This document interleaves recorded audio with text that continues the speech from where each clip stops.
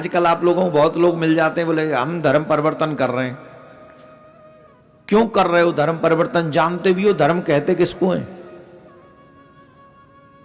उनसे कोई पूछे तुम धर्म को जानते भी हो कि धर्म कहते किसको है? गीता पढ़ी है? बोले नहीं पढ़ी। रामायण पढ़ी है? नहीं पढ़ी। पुराण पढ़े हैं? बोले नहीं पढ़े। फिर धर्म परिवर्तन करने का मतलब क्या? तुम धर्म को जानते नहीं, परिवर्तन क्या करोगे? अब बताइए, हम सही करें गलत करें? जवाब दो। पहले जानो तो, परिवर्तन तो तब करोगे। जब तक जानोगे नहीं तब तक तुम परिवर्तन करो न करो वैसे ही परिवर्तित हो। पहले जान तो लो धर्म कहते किसको है। और ये हमारी हिंदुओं की गलती है, सनातनियों की गलती है। हम अपने बच्चों को धर्म से, अरे हमें खुद नहीं पता धर्म के विषय में, बच्चों को क्या बताएंगे? बताइए, यहां पर एक व्यक्ति बता दीजिए बोले मुझे गीता का ज्ञान है, जो गृहस्थी हो।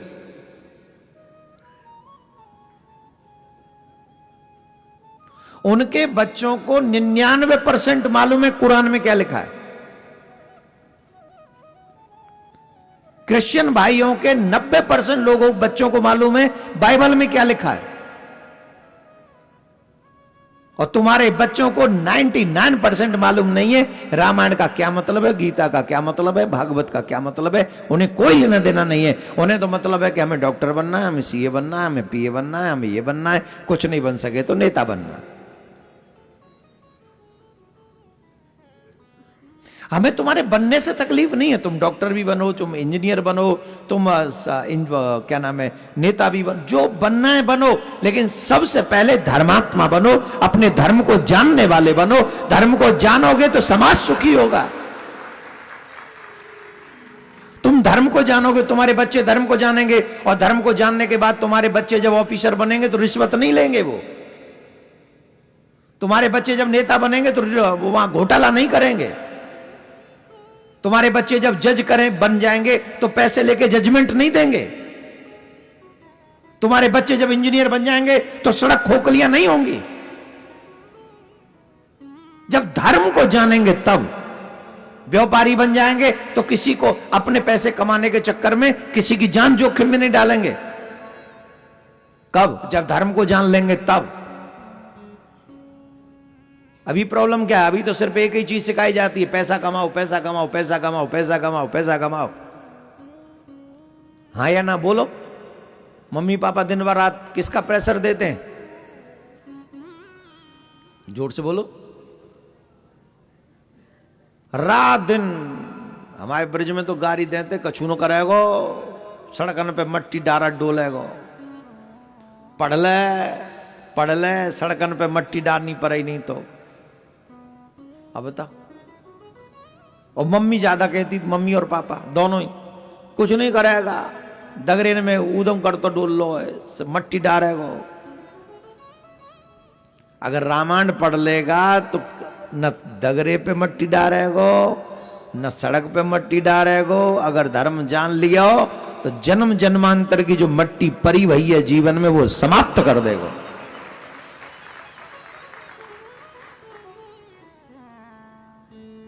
याद रखिए, हम ये नहीं कह रहे हैं कि आपके बच्चे पढ़ने लिखने, सब पढ़ें बढ़िया, इतनी बढ़िया एजुकेशन ले लें कि किसी और की आवश्यकता नहीं पड़े।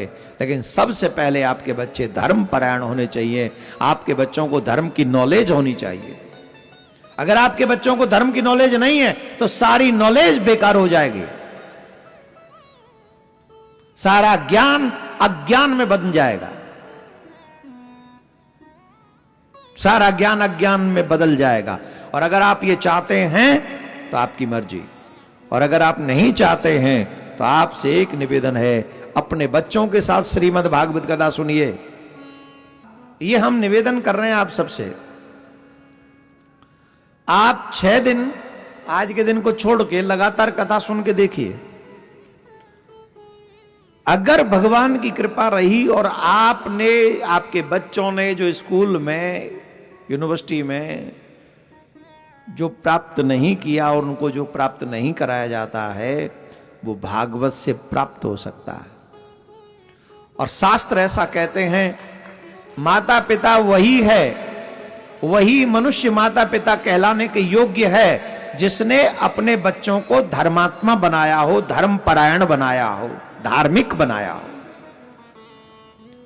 सच बताएं, अगर तुम्हारे बच्चे तुम्हारे धर्म को नहीं जान पाए तो वो कभी तुम्हारी सेवा बुढ़ापे में नहीं करेंगे,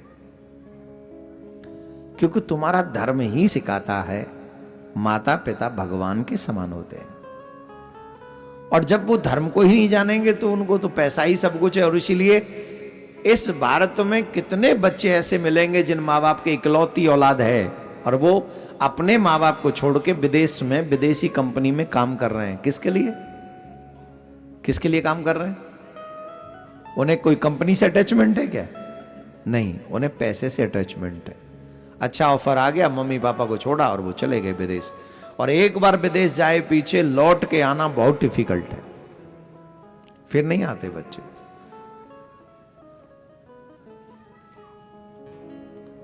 और एक आध जो लगे कि हम यहां कुछ कर ही नहीं पा रहे हैं, वो भली लौटे हमें कि चलो कुछ नहीं तो लौट ही चले देश में, माँ पापा करवावे कछु। और पापा मजबूर है, कछु न कछु तो करवा ही देगो। पापा पे और हाथ का है। मोस्टली लोग नहीं लौटते क्योंकि वो फिर वो टेंथ परिवार, ये वो किसी की रिस्पॉन्सिबिलिटी नहीं है, अकेले रहेंगे। ये धर्म ही सिखाता है what is your responsibility for your parents. तुम्हारे माता पिता के प्रति तुम्हारी रिस्पॉन्सिबिलिटी क्या है, धर्म के प्रति रिस्पॉन्सिबिलिटी क्या है, कैसे करना चाहिए, ये सारे गुण हमारे धर्म हमको सिखाता है।